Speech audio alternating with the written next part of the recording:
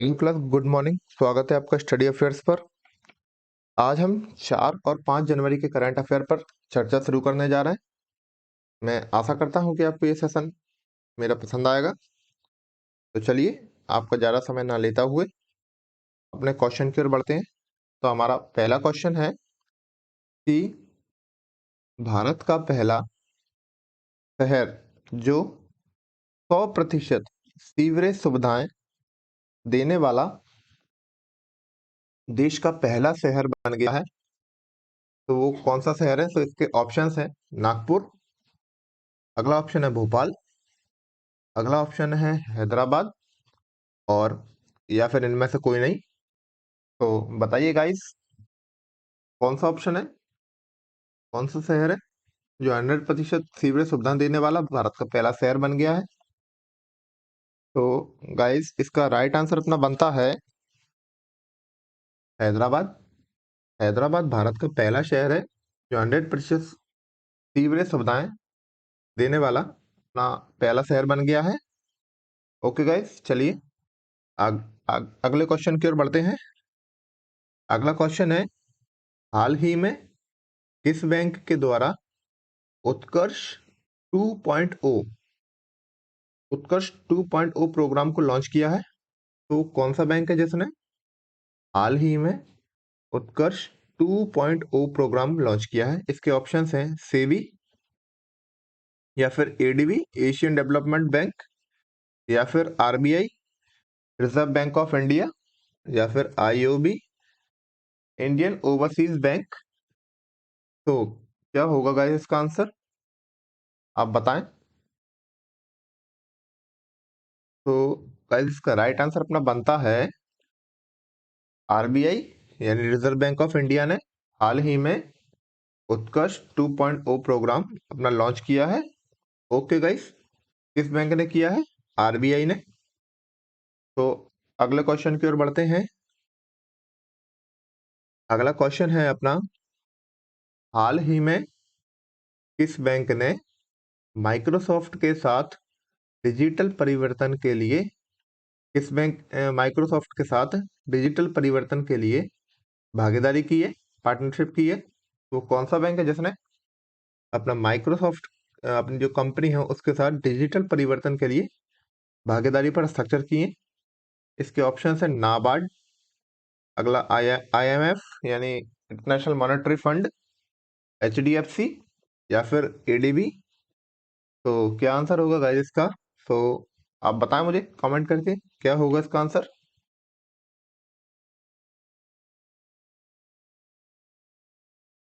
तो इसका answer guys बनता है एचडीएफसी।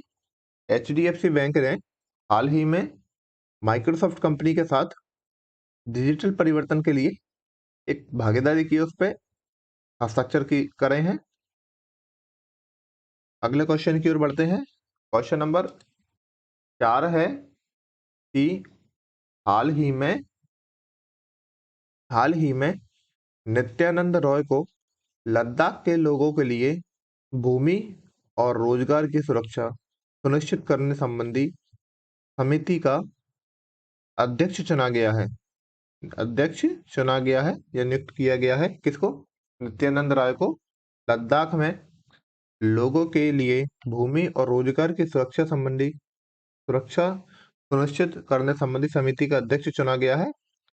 और ये इन क्वेश्चन ये है कि जो ये अध्यक्ष चुने गए इनको किन के द्वारा अपॉइंट किया गया है? तो इसके ऑप्शंस हैं अमित शाह, या फिर निर्मला सीतारमन, या फिर हमारे कृषि मंत्री नरेंद्र सिंह तोमर, या फिर प्रधानमंत्री जी नरेंद्र मोदी।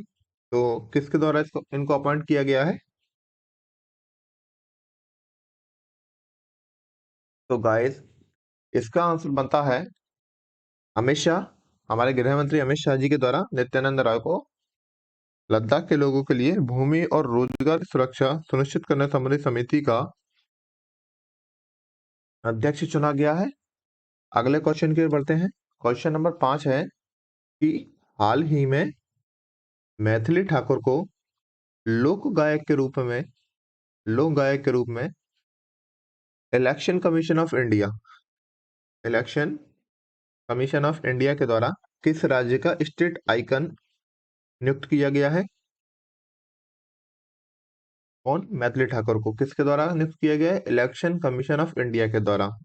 किस राज्य का स्टेट आइकन नियुक्त किया गया है? तो इसके ऑप्शंस बनते हैं उड़ीसा, अगला ऑप्शन है बिहार, अगला है झारखंड, या फिर अगला ऑप्शन है अपना असम। तो कौन से ऑप्शन है इसका राइट आंसर? कौन सा ऑप्शन है गाइस इसका राइट आंसर? तो आप बताइए।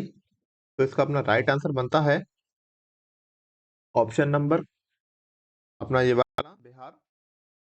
तो बिहार का स्टेट आइकन नियुक्त किया गया है मैथिली ठाकुर को। ये क्या है? अपने लोक गायिका हैं, लोक गायिका हैं ये। और किसके द्वारा नियुक्त किया गया? इलेक्शन कमीशन ऑफ इंडिया के द्वारा। अगले क्वेश्चन नंबर 6 की ओर बढ़ते हैं। क्वेश्चन नंबर 6 है कि हाल ही में किस राज्य में विंजेट वाहनों के लिए अलग से रजिस्ट्रेशन को अनिवार्य कर दिया गया है? और यह ऐसा करने वाला भारत का पहला राज्य बन गया है जिसने जब विंजेट वाहनों के लिए अलग से रजिस्ट्रेशन को क्या कर दिया? अनिवार्य कर दिया है। वो कौन सा राज्य है गाइस? इसके तो अपने ये ऑप्शन है बिहार, मध्य प्रदेश, या फिर गुजरात, या फिर अपना उड़ीसा। तो कौन सा आंसर होगा गाइस इसका, जिसने विंजेट वाहनों के लिए अलग से रजिस्ट्रेशन को अनिवार्य कर दिया है? तो इसका राइट आंसर बनता है उड़ीसा। तो इसका राइट आंसर क्या बनता है गाइस? उड़ीसा। अगले क्वेश्चन की ओर बढ़ते हैं। अगला क्वेश्चन है हाल ही में 2030 तक शुद्ध शून्य कार्बन उत्सर्जन हासिल करने की योजना भारत सरकार के किस मंत्रालय के द्वारा बनाई गई है? तो इसके ऑप्शन है फाइनेंस मिनिस्ट्री, या फिर होम मिनिस्ट्री, या फिर कोयला मंत्रालय अपना, या फिर रेलवे मिनिस्ट्री, रेल मंत्रालय। तो क्या होगा गाइस इसका राइट आंसर? तो इसका राइट आंसर अपना बनता है गाइस ऑप्शन नंबर ये वाला, रेलवे। रेलवे मंत्रालय ने हाल ही में 2030 तक शुद्ध शून्य कार्बन उत्सर्जन हासिल करने की योजना बनाई है। ओके गाइस, आप कमेंट करके बताइए कि वर्तमान में रेलवे मिनिस्टर कौन है। अगले क्वेश्चन की ओर बढ़ते हैं। क्वेश्चन नंबर 8 है हाल ही में 2022 में सबसे ज्यादा विज्ञापन से कमाई करने वाले भारतीय एथलीट कौन बने हैं? इसके ऑप्शन है रोहित शर्मा, या फिर विराट कोहली, या फिर रविंद्र जडेजा, या फिर मनोज पांडे। तो कौन से भारतीय एथलीट हैं जो 2022 में विज्ञापन के थ्रू सबसे ज्यादा कमाई करने वाले एथलीट बन गए हैं? तो इसका राइट आंसर अपना बनता है गाइस विराट कोहली। विराट कोहली 2022 में सबसे ज्यादा विज्ञापन से कमाई करने वाले एथलीट बन गए हैं। और लगभग इनकी सालाना इनकम कितनी है गाइस? लगभग 256 करोड़ रुपए। इसके बाद रोहित शर्मा है जो सबसे ज्यादा अपनी कमाई करते हैं एड्स के थ्रू। लगभग 55 से 60 करोड़ के आसपास इनकी कमाई है सालाना लगभग। क्वेश्चन नंबर अगले की ओर बढ़ते हैं। क्वेश्चन नंबर 9 है इस सियाचिन ग्लेशियर में तैनात होने वाली भारत की पहली महिला अधिकारी कौन बन गई? थोड़ा सा इंपॉर्टेंट क्वेश्चन हो जाता है गाइस जी। सियाचिन ग्लेशियर में तैनात होने वाली भारत की पहली महिला अधिकारी कौन बन गई है? इसके ऑप्शंस हैं अनुराधा शर्मा, अगला ऑप्शन है अवनी चतुर्वेदी, अगला ऑप्शन है शिवा चौहान, अगला ऑप्शन है वेणीता गुप्ता। तो वो कौन सी भारत की पहली महिला अधिकारी है जो हाल ही में सियाचिन ग्लेशियर में तैनात होने वाली पहली महिला बन गई है? तो इसका राइट आंसर अपना बनता है शिवा चौहान।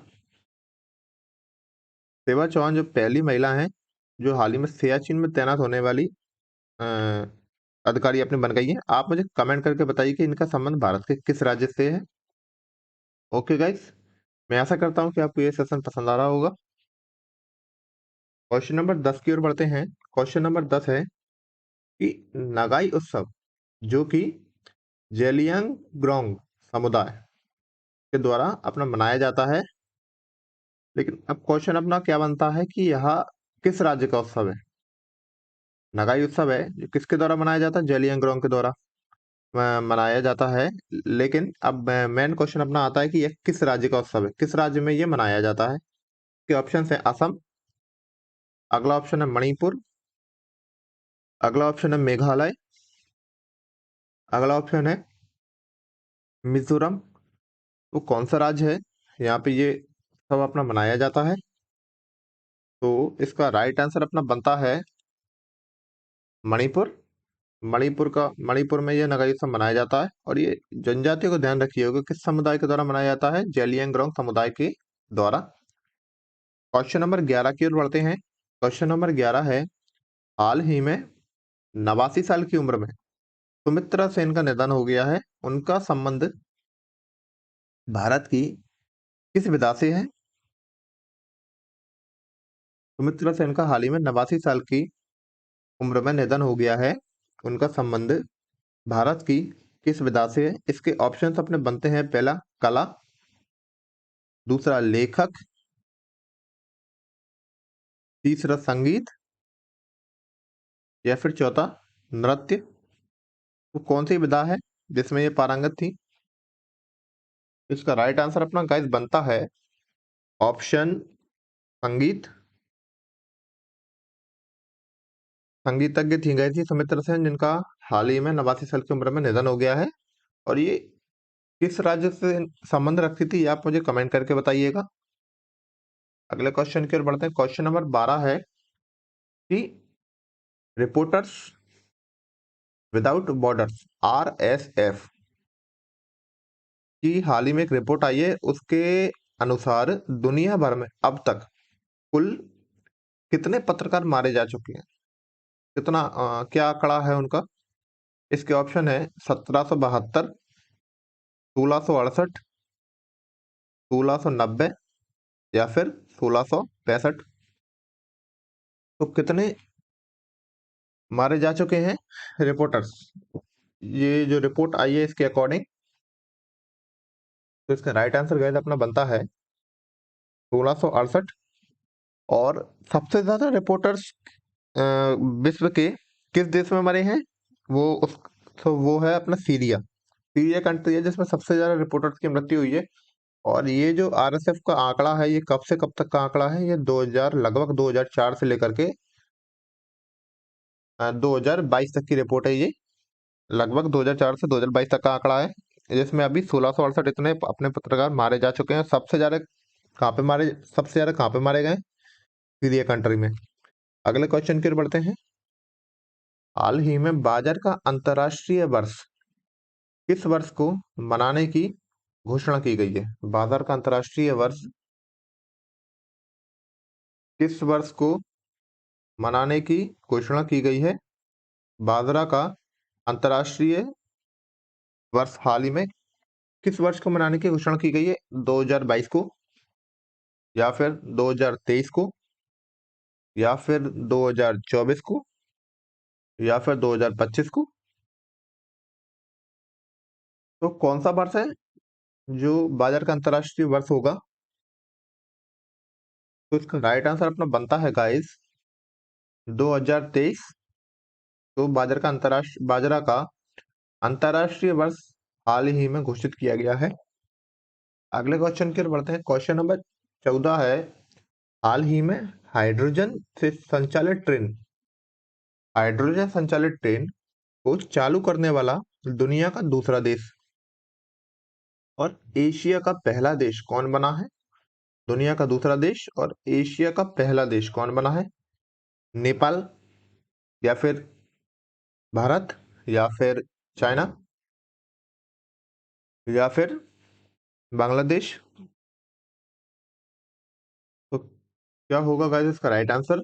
इसका राइट आंसर अपना बनता है चाइना।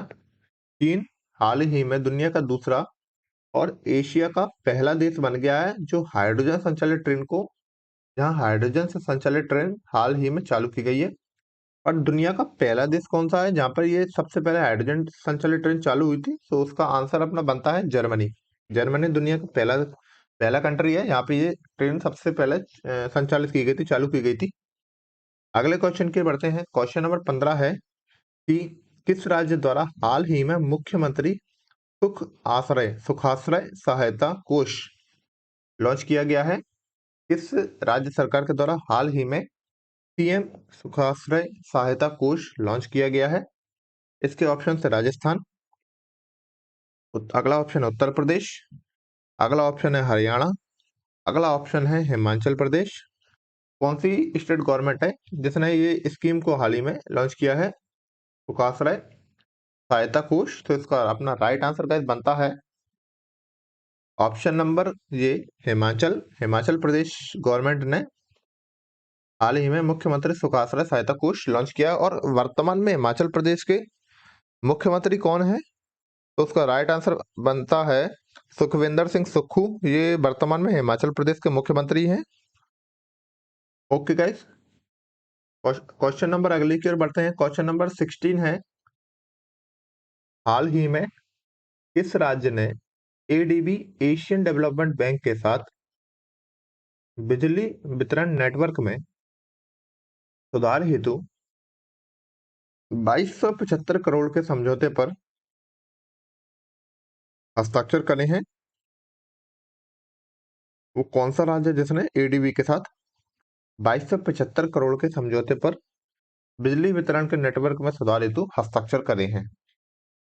तो इसके ऑप्शंस हैं त्रिपुरा, अगला ऑप्शन है कर्नाटक, अगला ऑप्शन है मेघालय,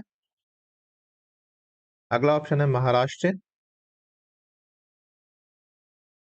तो इसका राइट आंसर बनता है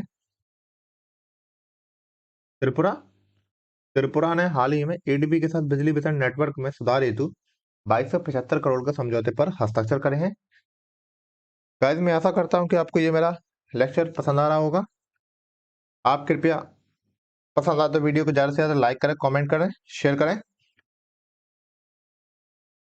आशा करता हूं गाइस कि आपको ये सेशन बढ़िया लग रहा होगा। क्वेश्चन नंबर अगले की ओर बढ़ते हैं। क्वेश्चन नंबर 17 है, हाल ही में 3 जनवरी को सावित्रीबाई फुले कौन से नंबर की जयंती मनाएगी, कौन सी भी जयंती मनाएगी सावित्रीबाई फुले की? इनकी जयंती कब है? 3 जनवरी को। लेकिन अभी वर्तमान में कौन सी भी जयंती मनाई गई है? तो इसके ऑप्शन है 191, अगला ऑप्शन है 190, अगला ऑप्शन है 182, अगला ऑप्शन है 192। तो कौन सी भी जयंती मनाई गई है इनकी गाइस हाल ही में? तो इनकी 192वीं जयंती हाल ही में मनाई गई है। इनका क्षेत्र सबसे ज्यादा, इन्होंने शिक्षा के क्षेत्र पर सर्वाधिक काम किया है, इसीलिए इनको शिक्षित महिला के रूप में 3 जनवरी को इनको हर साल इनकी जयंती को मनाया जाता है। शिक्षा के क्षेत्र में भारत में कई विश्वविद्यालयों का निर्माण कराया गया था अपने समय में। आगे बढ़ते हैं। क्वेश्चन नंबर 18 है, हाल ही में किस देश ने वोल्फघर 1401 सैन्य अभ्यास फारस की खाड़ी में शुरू किया है? किस देश ने शुरू किया है? और कौन सी खाड़ी है? फारस की खाड़ी में। और अभ्यास का नाम क्या है? वोल्फघर 1401। किसने शुरू किया है? ये है आपके सामने ऑप्शंस, इराक, कतर, इजराइल या फिर ईरान। तो गाइस, क्या होगा इसका राइट आंसर? इसका राइट आंसर बनता है ईरान। ईरान ने हाल ही में वोल्फघर 1401 सैन्य अभ्यास फारस की खाड़ी में संपन्न किया है। आप मुझे कमेंट करके बताइएगा कि इजराइल के वर्तमान में प्रधानमंत्री कौन है और ये 6वीं बार इजराइल के प्रधानमंत्री बने हैं। ये आप मुझे कमेंट करके बताएंगे। क्वेश्चन नंबर 19 की ओर बढ़ते हैं। क्वेश्चन नंबर 19 है कि हाल ही में रक्षा मंत्री राजनाथ सिंह के द्वारा सियोम ब्रिज का उद्घाटन किया गया है। इसका संबंध भारत के किस राज्य से है? राजनाथ सिंह ने सियोम ब्रिज का हाल ही में उद्घाटन किया है? ये जो सियोम ब्रिज है ये किस राज्य में है, भारत के किस राज्य में है? इसके ऑप्शन है अरुणाचल प्रदेश, ऑप्शन है जम्मू कश्मीर, ऑप्शन है असम, ऑप्शन है सिक्किम। तो इसका राइट आंसर क्या होगा गाइस? इसका राइट आंसर बनता है ऑप्शन अरुणाचल प्रदेश। अरुणाचल प्रदेश में ही सियोम पुल का उद्घाटन किया गया है।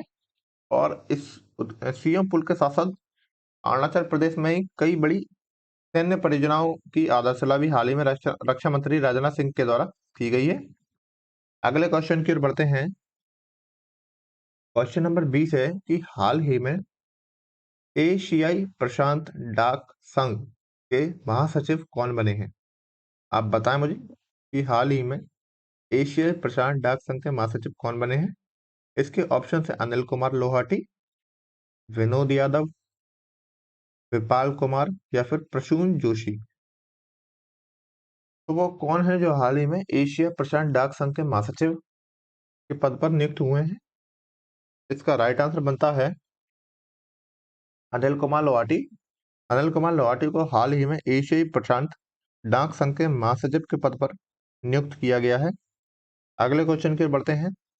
अगला क्वेश्चन है हाल ही में राष्ट्रीय टीम के लिए हाल ही में राष्ट्रीय टीम के लिए चुने जाने वाले खिलाड़ियों हेतु यो यो टेस्ट को अनिवार्य कर दिया है और यह भारत की किस संस्था के द्वारा करा गया है?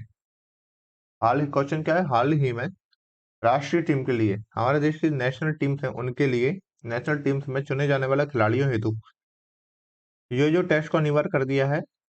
ये भारत के किस मंत्रालय के द्वारा, किस संस्था के द्वारा या मंत्रालय के द्वारा अनिवार्य किया गया है? तो ओलंपिक संघ, भारतीय ओलंपिक संघ, बीसीसीआई, खेल मंत्रालय या फिर इनमें से कोई नहीं। तो वो कौन सा मंत्रालय या फिर संस्था है जिसने हाल ही में ये यो यो टेस्ट को अनिवार्य कर दिया है? इसका राइट आंसर बनता है ऑप्शन बीसीसीआई। बीसीसीआई ने राष्ट्रीय टीमों के लिए चुने जाने वाले खिलाड़ियों हेतु यो यो टेस्ट को अनिवार्य कर दिया है। और बीसीसीआई के वर्तमान में अध्यक्ष कौन है, ये आप मुझे कमेंट करके बताइएगा गाइस। आगे बढ़ते हैं। क्वेश्चन नंबर 22 है भारत से कॉफी का निर्यात हाल ही में कितने प्रतिशत बढ़ करके 4 लाख टन हो गया है? 4 लाख टन हो गया है। इसके ऑप्शन है 0.2% या फिर 1.2% या फिर 0.3% या फिर 0.5%। कितने प्रतिशत बढ़ करके 4 लाख टन हो गया है भारत से कॉफी निर्यात? इसका राइट आंसर बनता है 0.2% भारत का कॉफी निर्यात बढ़ करके 4 लाख टन हो गया है। अब विश्व में आप मुझे कमेंट करके बताइएगा कि विश्व में सर्वाधिक कॉफी का उत्पादन कौन सा देश करता है? भारत में सर्वाधिक उत्पादन कौन से राज्य के द्वारा किया जाता है? तो इसका राइट आंसर है अपना 0.2। ये तो मैंने आपको बता दिया था, आप मुझे कमेंट करके बताएंगे कि विश्व में सर्वाधिक उत्पादन कॉफी का कौन सा देश करता है? भारत में सर्वाधिक उत्पादन कॉफी का किस राज्य के द्वारा किया जाता है? अगले क्वेश्चन के बढ़ते हैं। क्वेश्चन नंबर 23 है कि किन गैंग को हाल ही में किस देश का विदेश मंत्री नियुक्त किया है? कौन है किन गैंग? ये तो आप बता ही देंगे, नाम से स्पष्ट है कि कौन सा देश होगा। इसके ऑप्शन है जापान या फिर चीन या फिर उत्तर कोरिया या फिर दक्षिण कोरिया। तो इसका गाइस राइट आंसर क्या होगा? इसका राइट आंसर होगा ऑप्शन चीन। चीन का हाल ही में किन गैंग को विदेश मंत्री नियुक्त किया गया है? अगले क्वेश्चन के बढ़ते हैं।